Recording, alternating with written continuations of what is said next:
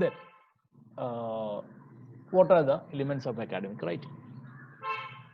So the question we answer now is, what is academic writing? Academic writing is a serious and formal way of thinking.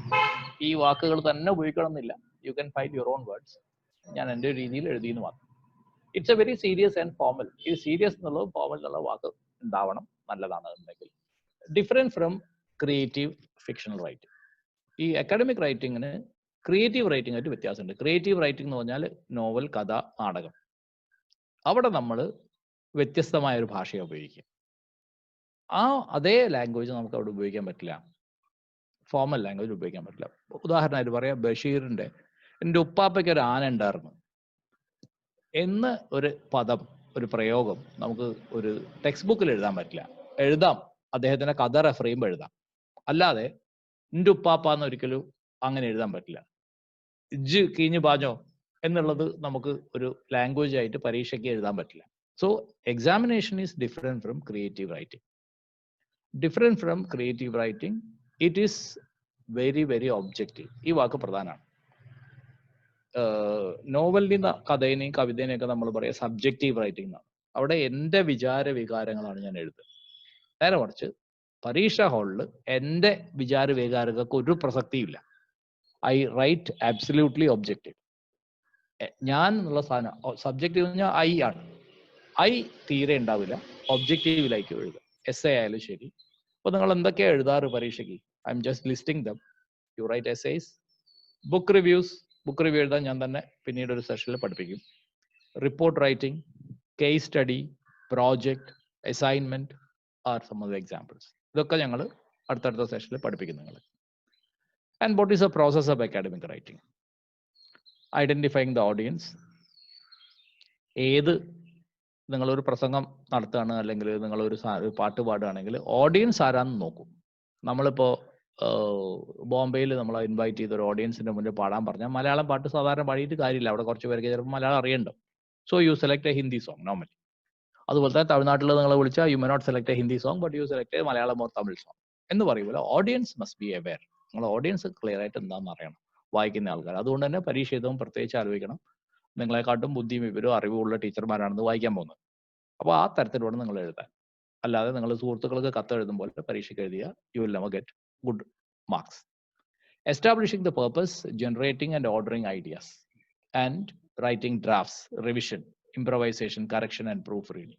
ഇത്രയും സാധനങ്ങൾ ഇതൊക്കെ വിശദമായിട്ട് പറഞ്ഞുതരാം. ആദ്യം writing draft.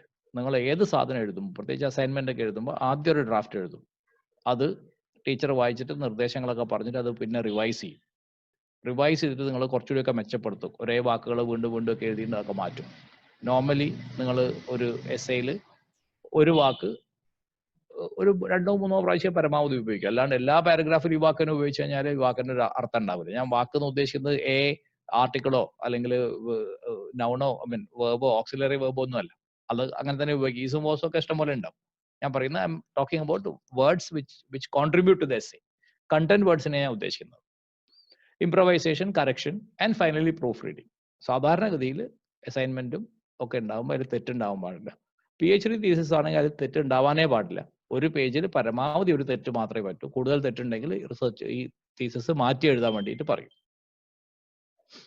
So now this I make A distinction between academic and non academic. ഇത് നിങ്ങളുടെ ടെക്സ്റ്റിലുണ്ട്. ടെക്സ്റ്റിന്റെ ആദ്യത്തെ 4-ാമത്തെ 5-ാമത്തെ പേജിലുണ്ടാവും. അത് നിങ്ങൾക്ക് ടെക്സ്റ്റിൽ നോക്കാവുന്നതാണ്. ഞാൻ ടെക്സ്റ്റിൽ അതേമാതിരി കോപ്പി ചെയ്തതാണ്. ചില കാര്യങ്ങൾ മാത്രം വിശദീകരിച്ചിട്ട് അടുത്ത സ്ലൈഡിലേക്ക് പോകാം. അക്കാഡമിക് ആകുമ്പോൾ ബുക്ക് അക്കാഡമിക് മെറ്റീരിയലാണ്, ന്യൂസ് പേപ്പർ അല്ല. ന്യൂസ് പേപ്പറിൽ നമുക്ക് എല്ലാ ന്യൂസും ഉണ്ടാവും, പലതരം ന്യൂസുകളും ഉണ്ടാവും. ന്യൂസ് പേപ്പർ നമ്മൾ ഒരിക്കലും അക്കാഡമിക് ആയിട്ട് എടുക്കാറില്ല. പക്ഷേ ന്യൂസ് പേപ്പറിൽ അക്കാഡമിക് ആയിട്ടുള്ള ബുക്ക് റിവ്യൂ അങ്ങനത്തെ സാധനങ്ങളൊക്കെ പലപ്പോഴും വരാറുണ്ട്. 5-ാമത്തെ പേജിൽ നിങ്ങൾ കാണുന്ന അല്ലെങ്കിൽ എഡിറ്റോറിയൽ പേജിൽ കാണുന്ന ലേഖനങ്ങൾ അത് അക്കാഡമിക് സ്വഭാവമുള്ളതാണ്. പക്ഷേ ന്യൂസ് പേപ്പർ മുഴുവനായിട്ട് പറയുമ്പോൾ അക്കാഡമിക് സ്വഭാവമുള്ളതല്ല. Then peer reviewed journals. Journal എന്ന് പറയുന്നത് നമ്മളുടെ റിസർച്ച് പേപ്പേഴ്സ് മാത്രം പബ്ലിഷ് ചെയ്യുന്ന ജേർണൽസ് ഉണ്ട്. അതുപോലെ തന്നെ അതിൻ്റെ ഇപ്പുറത്തെ സൈഡിൽ മാഗസീൻസ് ഉണ്ട്. ഇപ്പം സാധാരണഗതിയിൽ പറയുകയാണെങ്കിൽ നിങ്ങൾ വായിക്കുന്ന മാഗസീൻസ് മനോരമയും മാതൃഭൂമിയും ഒക്കെ തന്നെ സാധാരണ നോൺ അക്കാഡമിക് ആണ്. മാതൃഭൂമിയിലൊക്കെ ചില ലേഖനങ്ങൾ അക്കാഡമിക് ആയിട്ടുണ്ടാവും, പക്ഷെ കൂടുതലും ക്രിയേറ്റീവ് ആയിട്ടുള്ള സാധനങ്ങളായിരിക്കും. നേരെ മറിച്ച് ഒരു ജേർണലിൽ ഒരിക്കലും ക്രിയേറ്റീവായ സാധനങ്ങൾ ഉണ്ടാവില്ല, പകരം മുഴുവനായിട്ടും അത് ഫോർമൽ ലാംഗ്വേജിൽ എഴുതിയ എസ്സേസ് ആയിരിക്കും. പിന്നെ സെമിനാറും കോൺഫറൻസ് പേപ്പേഴ്സും തീസിസ് റിസർച്ച് റിപ്പോർട്ട് ഇതൊക്കെയാണ് അക്കാഡമിക് ഭാഗത്ത് വരുന്നത്. മറ്റേ ഭാഗത്ത് റേഡിയോ, ടെലിവിഷൻ, വീഡിയോ, യൂട്യൂബിലെ ഒരു വീഡിയോ ഒരിക്കലും അക്കാഡമിക് അല്ല. അത് എനിക്കിഷ്ടമുള്ളത് എനിക്ക് പറയാം, എനിക്ക് അപ്ലോഡ് ചെയ്ത് ആവശ്യമുള്ള ആൾക്കാർ കണ്ടോളും. നേരെ മറിച്ച് ഒരു ടോക്ക്, ഒരു കോളേജിൻ്റെ പ്രൊഫസറുടെ ക്ലാസ് യൂട്യൂബിലുണ്ടെങ്കിൽ അത് അക്കാഡമിക് ആണ്. യൂട്യൂബിലെ എല്ലാ സാധനങ്ങളും അക്കാഡമിക് അല്ല ഞാൻ പറയുന്നില്ല, പക്ഷെ മെജോറിറ്റി എന്റർടൈൻമെന്റ് ആണ്. അതുപോലെ സോഷ്യൽ മീഡിയയിൽ നിങ്ങൾ പോസ്റ്റ് ചെയ്യുന്ന പോസ്റ്റുകളൊക്കെ തന്നെ അക്കാഡമിക് ആയിരിക്കണം എന്നില്ല, പക്ഷെ അക്കാഡമിക് പോസ്റ്റുകൾ നിങ്ങൾ ചിലപ്പോൾ ചെയ്യേണ്ടാവും, but not very common. Yes, yeah. ഇനി ഇതും നിങ്ങളുടെ ടെക്സ്റ്റിലുണ്ട്, നിങ്ങൾക്ക് നോക്കാവുന്നതാണ്. ഞാൻ പറയുന്ന ഇതിലൊക്കെ നിങ്ങൾ ഒരു 2-3 എക്സാമ്പിൾ വീതം പഠിക്കണം. എന്തൊക്കെ 3 കാര്യങ്ങൾ അക്കാഡമിക് ആയിട്ടുള്ള 3 കാര്യങ്ങൾ, നോൺ അക്കാഡമിക് ആയിട്ടുള്ള 3 കാര്യങ്ങൾ. നിങ്ങൾക്ക് ഇഷ്ടമുള്ള വായിക്കാം. ഞാൻ ഇവിടെ 10ഓളം കാര്യങ്ങൾ പറഞ്ഞിട്ടുണ്ട്. You can pick and choose any 3 or maximum 4. Academic writing uses a formal language, whereas non-academic writing involves simple, informal languages, even slangs വരെ ഉപയോഗിക്കും. സ്ലാങ് എന്ന് പറഞ്ഞാൽ ഒരു പ്രത്യേക നാട്ടിൽ പറയുന്ന, ഇപ്പോൾ നിങ്ങൾ വളരെ കോമൺ ആയിട്ട് ഉപയോഗിക്കുന്ന വാക്കാണ്, എനിക്ക് ആ വാക്കുകളോട് അത്ര യോജിപ്പില്ലെങ്കിൽ പോലും, തേച്ച് പോവുക എന്നുള്ളത്. അപ്പൊ തേക്കുക എന്നുള്ളത് നമ്മൾ അക്കാഡമിക് രീതി ഉപയോഗിച്ച അതിന്റെ അർത്ഥം പഴയ തേപ്പ് തന്നെയാണ്, അതായത് അയേണിംഗ് എന്നുള്ള അർത്ഥത്തിലാണ്. പക്ഷേ നിങ്ങൾ വാട്സാപ്പിൽ ഒരു മെസ്സേജ് അയക്കുമ്പോൾ അവ തേച്ചു എന്ന് പറഞ്ഞാൽ അതിന്റെ അർത്ഥം വേറെയാണ്, ചീറ്റിംഗ് എന്നുള്ള അർത്ഥത്തിലാണ് നിങ്ങൾ അത് ഉപയോഗിക്കുന്നത്. അത്തരം വാക്കുകളൊന്നും അക്കാഡമിക് റൈറ്റിംഗിൽ ഉപയോഗിക്കാൻ പറ്റില്ല എന്ന് ഞാൻ പറയുന്നത്. അതേസമയം നിങ്ങൾക്ക് സോഷ്യൽ മീഡിയയിലൊക്കെ അത് ഉപയോഗിക്കാൻ തെറ്റൊന്നുമില്ല. ടെക്നിക്കൽ ആൻഡ് ഫോർമൽ വൊക്കാബുലറി നല്ലതായിരിക്കണം. കറക്റ്റ് ആയിട്ടുള്ള വാക്കുകൾ, ഡിഗ്നിഫൈഡ് ആയിട്ടുള്ള ഫോർമൽ ലാംഗ്വേജ് ഉപയോഗിക്കണം. മറ്റൊരു നമുക്ക് ടോൺ ടെക്നിക്കൽ ആയിട്ടുള്ള സിമ്പിൾ ലാംഗ്വേജ് ഉപയോഗിച്ചാൽ മതി. ഇതിൻ്റെ ഒരു അക്കാഡമിക് റൈറ്റിങ്ങിന് ഒരു പ്രത്യേക സ്വഭാവം ഉണ്ട്. അതിന് ഇൻട്രൊഡക്ഷൻ വേണം, ബോഡി പാരഗ്രാഫ് വേണം, കൺക്ലൂഷൻ വേണം. അതൊരു ഫോർമാറ്റിൽ പോകുന്ന സാധനമാണ്. It has A particular format. നേരെ മറിച്ച് നിങ്ങളുടെ നോൺ അക്കാഡമിക് റൈറ്റിങ്ങിൽ അങ്ങനെയൊന്നുമില്ല. നിങ്ങൾക്ക് എന്ത് വേണമെങ്കിലും എങ്ങനെ വേണമെങ്കിലും എഴുതാൻ പറ്റും. പിന്നീട് അത് തമ്മിൽ യോജിപ്പിക്കണം എന്ന് തന്നെ ഇല്ല. ഒരു കാര്യം പറഞ്ഞുകൊണ്ടിരിക്കുമ്പോൾ വേറെ കാര്യങ്ങൾ നമുക്ക് പറയാം. So nothing wrong in that. So അതുപോലെ എല്ലാ സാധനങ്ങളും താഴോട്ട് നോക്കി പോവുക. അക്കാഡമിക് റൈറ്റിങ്ങിൽ റെഫറൻസസ് ഉണ്ടാവും, സൈറ്റേഷൻസ് ഉണ്ടാവും, പിന്നെ വർക്ക് സൈറ്റഡ് എന്ന് പറഞ്ഞ അവസാനം എൻഡ് നോട്ട്സ് ഉണ്ടാവും, അതിനൊരു പ്രത്യേക ഫോർമാറ്റ് ഉണ്ടാവും. So all this can be explain further, right? All these writings will definitely happen. So I'll be explaining all this further down the line. കുറച്ച് താഴോട്ട് എത്തുമ്പോൾ ഞാനത് ഓരോന്നായിട്ട് പിന്നീട് വിശദീകരിക്കാം. വർക്ക് സൈറ്റഡ് എന്താണ് എന്നൊക്കെ ഉള്ളത് ഞാൻ പറയാം. Now this is a slide I just have. നിങ്ങൾക്ക് ഇതിൻ്റെ ഒരു സ്ക്രീൻഷോട്ട് എടുക്കാം. അക്കാഡമിക് റൈറ്റിങ്ങിൻ്റെ പ്രോസസ്സാണ്. മുകളിൽ നിന്ന് തുടങ്ങാം. You know the topic, read and research, outline the plan, start writing, review edit. ഇത് ഞാൻ പിന്നീട് ഒരു സെഷനിൽ വിശദമായിട്ട് പഠിപ്പിക്കും. I'm changing. എടുക്കാത്ത ആൾക്കാർക്ക് quickly you can take a screenshot or this will be available in www.englishskills1.com. ഇത് അതിൻ്റെ കുറച്ചുകൂടി ഒരു എക്സ്പ്ലനേറ്ററി സ്വഭാവമുള്ള ഒരു സാധനമാണ്. Understanding the writing, understanding arguments etcetera. ഇതും ഞാൻ പിന്നീട് ഒരു സെപ്പറേറ്റ് സെഷനായിട്ട് എടുക്കുന്നതായിരിക്കും, which will be given to U. Now what is academic writing? To put it in very simple terms, academic writing is scholarly writing, and students are looked upon as scholars. നമ്മൾ കോളേജിൽ എത്തുമ്പോൾ നിങ്ങളെ scholars ആയിട്ടാണ് കാണുന്നത്. നിങ്ങൾ അങ്ങനെ കാണുന്നുണ്ടോ എനിക്ക് അറിയില്ലെങ്കിലും ഞങ്ങൾ അങ്ങനെയാണ് നിങ്ങളെ കാണാൻ ഇഷ്ടപ്പെടുന്നത്. So you submit something to a teacher. ഒരു അസൈൻമെന്റ് കൊടുക്കുമ്പോൾ, അതായത് ബുക്ക് റിവ്യൂ കൊടുക്കുമ്പോൾ, ഒരു പ്രോജക്ട് റിപ്പോർട്ട് കൊടുക്കുമ്പോൾ, സെമിനാർ റിപ്പോർട്ട് കൊടുക്കുമ്പോൾ, it has to follow certain formal patterns. അതിനെ പറ്റിയാണ് നമ്മൾ അടുത്തായിട്ട് പറയുന്നത്. ഇത് നിങ്ങൾക്ക് ഒരു ഷോർട്ട് ക്വസ്റ്റ്യൻ ആയിട്ട് ചോദിക്കും. Blind peer review. Blind peer review എന്ന് പറയുന്നത് ഞങ്ങൾ പേപ്പർ നോക്കുന്നത് ഒരു തരം ബ്ലൈൻഡ് പിയർ റിവ്യൂ ആണ്. നിങ്ങളെ പേരോ വേറെ ഡീറ്റെയിൽസ് ഒന്നും അറിയാതെയാണ് നിങ്ങളെ പേപ്പർ ഞാൻ നോക്കുന്നത്. അപ്പൊ എൻ്റെ അസസ്മെന്റ് കറക്റ്റ് ആയിരിക്കും. നേരെ മറിച്ച് എൻ്റെ ബന്ധുവാണ് ഈ കുട്ടിയെന്ന് എനിക്ക് അറിയുകയാണെങ്കിൽ ചിലപ്പോൾ ഞാൻ 2 മാർക്ക് അധികം ഇട്ട് കൊടുത്തു എന്ന് വരാം. പക്ഷേ ബ്ലൈൻഡ് പിയർ റിവ്യൂവിൽ you never know who is author. ഒരാളുടെ എക്സാമിനേഷൻ പേപ്പറോ അല്ലെങ്കിൽ ഒരാളുടെ എസ്സേയോ അല്ലെങ്കിൽ ഒരാളുടെ റിസർച്ച് പേപ്പറോ വേറൊരാൾ നോക്കുന്നതിനെയാണ് ബ്ലൈൻഡ് പിയർ റിവ്യൂ. ബ്ലൈൻഡ് എന്ന് പറഞ്ഞാൽ അർത്ഥം unknown, the person doesn't know the other person. Peer review എന്ന് പറഞ്ഞാൽ it is been reviewed by an expert. ഒരു എക്സ്പെർട്ട് ആയിട്ടുള്ള ഒരാളെ പേപ്പർ, ഇപ്പം നിങ്ങളെ പേപ്പർ ഞാൻ നോക്കുമ്പോൾ തന്നെ, ഞാൻ നിങ്ങളെ പേപ്പർ നോക്കുമ്പോൾ ഞാൻ ഇതിൽ എക്സ്പെർട്ട് ആയിട്ടുള്ള ആളാണ്, എനിക്ക് നിങ്ങളെ അറിയില്ല. അപ്പോൾ അങ്ങനെ നോക്കുന്ന ഒരു ആക്ടിവിറ്റിക്കാണ് peer review. I M just giving an explanation or a to this particular activity, submitting the papers to reviewers by editors without disclosing the identity. അതാണ് blind, without disclosing the identity of the researcher. എഴുതിയ ആൾക്കാരെ നിങ്ങളെ പരീക്ഷ paper നോക്കുമ്പോൾ തന്നെ റിസർച്ചിൽ നിങ്ങളെ research പ്രപ്പോസലോ research പേപ്പറോ ഞാൻ നോക്കുമ്പോൾ എനിക്ക് നിങ്ങളെ പേര് അറിയില്ല, അത് മറച്ചു വെച്ചിട്ടാ തരിക. That is called blind peer review, just like university valuation. പരീക്ഷയ്ക്ക് ചോദിക്കാൻ വളരെ സാധ്യതയുള്ള ഒരു ചോദ്യമാണ് പ്ലേജറിസം. പ്ലേജറിസം എന്ന് പറഞ്ഞാൽ മോഷണം എന്നാണ് അർത്ഥം. അതായത് ഇവിടെ ഐഡിയ മോഷ്ടിക്കുന്നതിനാണ്. കാരണം നിങ്ങൾക്കറിയാം, എൻ്റെ ഒരു സാധനം എൻ്റെ വീട്ടിൽ കയറി കള്ളം മോഷ്ടിച്ചാൽ എനിക്ക് പോലീസ് കേസ് കൊടുത്ത് അയാൾ അറസ്റ്റ് ചെയ്യിക്കാം. പക്ഷെ പ്ലേജറിസത്തിന് അറസ്റ്റ് ചെയ്യാൻ പറ്റില്ല. പക്ഷെ നിങ്ങളുടെ പേപ്പർ മോശമായിട്ട് കണക്കാക്കുകയും അത് തള്ളിക്കളയും ചെയ്യും.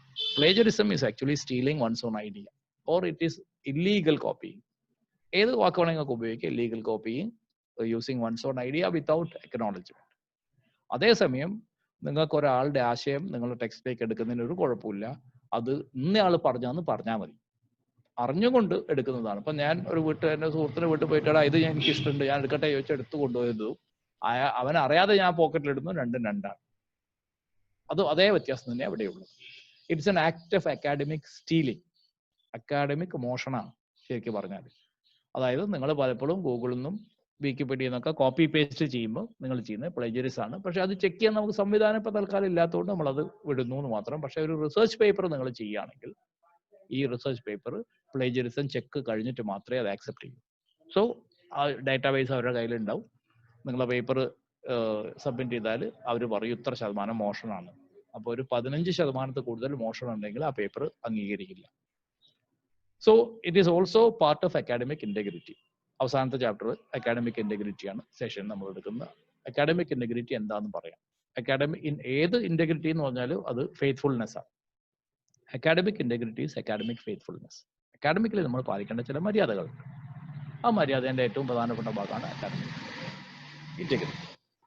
ഓണർ കോഡ് എന്ന് പറയുന്ന ഒരു സാധനം, അതായത് ചില യൂണിവേഴ്സിറ്റികൾ അല്ലെ ചില കോളേജുകൾ കുട്ടികൾ ചേരുമ്പം തന്നെ ഒരു പ്രതിജ്ഞ എടുപ്പിക്കും. അതായത് ഞാൻ ഒരു കാരണവശാലും വേറൊരാളിയെ മോഷ്ടിക്കില്ല. നമ്മൾ സ്കൂള് രാജ്യസ്നേഹം ഉണ്ട് എന്നൊക്കെ പറഞ്ഞ് പ്രതിജ്ഞ എടുക്കുമ്പോൾ തന്നെ ചില യൂണിവേഴ്സിറ്റികൾ കോളേജുകളും ഇങ്ങനെ ഒരു ഓണർ കോഡ് വെക്കാറുണ്ട്. ഞാൻ ഒരിക്കലും മറ്റൊരാൾ ഐഡിയ മോഷ്ടിക്കില്ല എന്ന് പറയുന്ന ഒരു സാധനം. That's called honour code. ചോദിക്കുക, പരീക്ഷയ്ക്ക് ചോദിക്കുക what is honour code. So you answer it like it's a pledge taken by students, right? That they will uphold academic integrity, that they maintain academic integrity, or they will never steal somebody's idea. Now നിങ്ങളെ page number 16 activity 1.2 ഉണ്ട്, അത് നോക്കുക, അത് ചെയ്യുക. Page 17 review ക്വസ്റ്റ്യൻസും points to remember ഉണ്ട്. അത് ഇവിടെ ഞാൻ പറഞ്ഞിട്ടുള്ള അല്ലെ ഈ ടെക്സ്റ്റിൽ പറഞ്ഞിട്ടുള്ള കാര്യത്തിന്റെ ഒരു സമ്മറിയാണ്. അപ്പൊ എല്ലാ പേജ് യൂണിറ്റ് എൻഡിങ്ങിലും ഇങ്ങനത്തെ സാധനങ്ങളുണ്ട്. അത് നിങ്ങൾ വായിക്കുക, അല്ലെങ്കിൽ എൻ്റെ ഈ നോട്ട്സ് വായിക്കുക, അല്ലെ ടെക്സ്റ്റ് വായിക്കുക, അല്ലെ ഞാൻ തരാൻ പോകുന്ന ക്വസ്റ്റ്യൻസ് വായിക്കുക. So we now to come to questions. നിങ്ങളെ സംബന്ധിച്ചോളം ഏറ്റവും പ്രധാനപ്പെട്ട ഭാഗം എന്ന് പറയുന്നത് ഈ Q&A എന്ന് ഞാൻ എഴുതുന്ന ക്വസ്റ്റ്യൻ ആൻഡ് ആൻസേഴ്സ് ആണ്. ഇതിൽ ഒന്ന് ഈ ചോദ്യങ്ങളെല്ലാം വായിക്കുക. ഇതിൽ ഞാൻ സ്വന്തമായിട്ട് ഉണ്ടാക്കിയ ചോദ്യങ്ങളുണ്ട്, നിങ്ങളെ ടെക്സ്റ്റിലുള്ള ചോദ്യങ്ങളുണ്ട്. നിങ്ങൾ ഈ ചോദ്യങ്ങളും ടെക്സ്റ്റിലുള്ള ചോദ്യങ്ങളും വായിക്കുക. ഏതെങ്കിലും സ്ഥലത്ത് നിങ്ങൾ പ്രയാസം ഉണ്ടെങ്കിൽ നിങ്ങൾക്ക് ഈ ക്ലാസ്സിലോ വരുന്ന ക്ലാസ്സിലോ ചോദിക്കാവുന്ന ചില ചോദ്യങ്ങൾ ഞാൻ ഉത്തരങ്ങളായിട്ട് പറയാം, നിങ്ങൾക്ക് ആവശ്യമുള്ളവർക്ക് എഴുതിയെടുക്കാം. What is academic writing? Straight ആയിട്ട് ചോദ്യമാണ്. Academic writing is formal, serious kind of a writing. ഏത് വാക്ക് വേണം നിങ്ങൾക്ക് ഉപയോഗിക്കാം, ഫോർമൽ എന്നുള്ള വാക്ക് വേണം എന്ന് മാത്രം. Mention 2 prerequisite of academic writing. Academic റൈറ്റിങ്ങിനെ പറ്റി ഞാൻ 6 കാര്യങ്ങൾ പറഞ്ഞു. ക്രിട്ടിക്കൽ സ്കിൽ, ഫ്രീ തിങ്കിങ്, അങ്ങനെ കുറെ കാര്യങ്ങൾ പറഞ്ഞു. അതൊക്കെ നേരത്തെ സ്ലൈഡിലിട്ട് അതിലേതെങ്കിലും 2 എഴുതും. ഈ നിങ്ങൾ ഈ ചോദ്യത്തിൽ ശ്രദ്ധിച്ചിട്ടുണ്ടാവും, ഞാൻ 7 ചോദ്യം ചോദിച്ചാൽ 1, 2, 3, 4, 5 ചോദ്യങ്ങൾ വോട്ട് എന്ന് വെച്ചിട്ട് തുടങ്ങുന്നത്. ഈ 5 ചോദ്യങ്ങൾ വോട്ട് വെച്ച് തുടങ്ങുന്നതുകൊണ്ട് തന്നെ അതെന്താന്ന് മാത്രം എഴുതിയാൽ മതി. ഇപ്പോൾ what is plagiarism? Illegal copying is called plagiarism.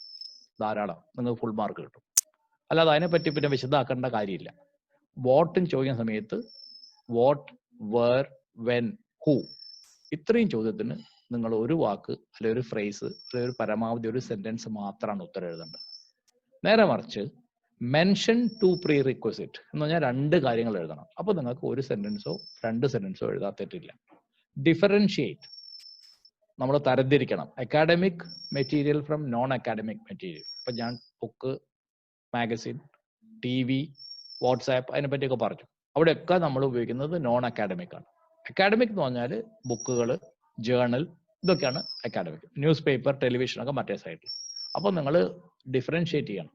അപ്പോൾ നിങ്ങൾ എന്താണ് അക്കാഡമിക് മെറ്റീരിയൽ, എന്താണ് നോൺ അക്കാഡമിക് മെറ്റീരിയൽ എന്ന് പറഞ്ഞതിന് ശേഷം രണ്ടിനും ഓരോ ഉദാഹരണങ്ങൾ കൊടുക്കണം.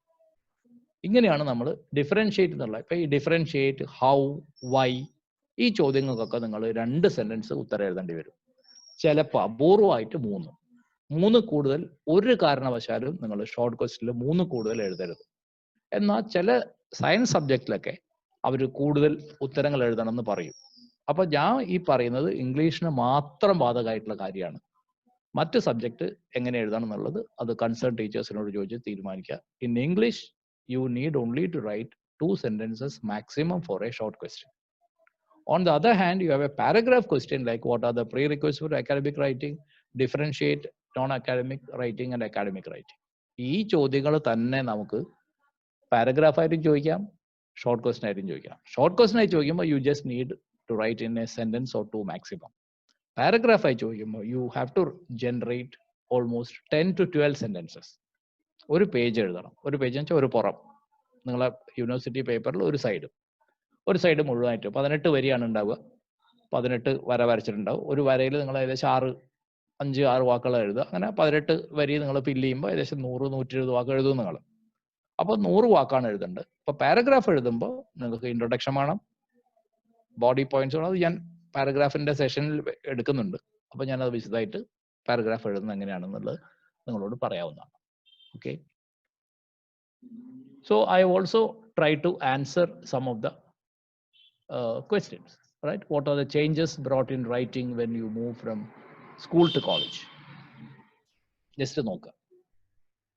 The changes brought in writing when you move from school to college are എന്തൊക്കെയാണ്? 2 എണ്ണം എഴുതണ്ടെങ്കിൽ you begin to write formal essays, you begin to submit assignments, you write your writing determines what is your academic output, you principle the academic writing style. അങ്ങനെ 3-4 കാര്യങ്ങൾ ഞാൻ എഴുതിയിട്ടുണ്ട്. ഇതൊന്ന് ഏത് കാര്യം വേണമെങ്കിൽ നിങ്ങൾക്ക് എഴുതാം. ഞാൻ ഈ ചോദ്യത്തിന്റെ അടുത്ത ഭാഗത്തേക്ക് വരാം. ഈ ഉത്തരത്തിന്റെ അടുത്ത ഭാഗത്തേക്ക് ഈ ചോദ്യം എങ്ങനെയാണ് നിങ്ങൾ തുടങ്ങുന്നത്, ഈ ചോദ്യം നിങ്ങൾ എങ്ങനെയാണ് കണ്ടിന്യൂ ചെയ്യുന്നതെന്നും പഠിപ്പിക്കുകയാണ് ഇവിടെ ചെയ്യുന്നത്. What is academic writing? ഉത്തരം ഞാൻ എഴുതിയിട്ടുണ്ട്. It's a serious and formal way of writing for a purpose of study. Mention 2 requisites.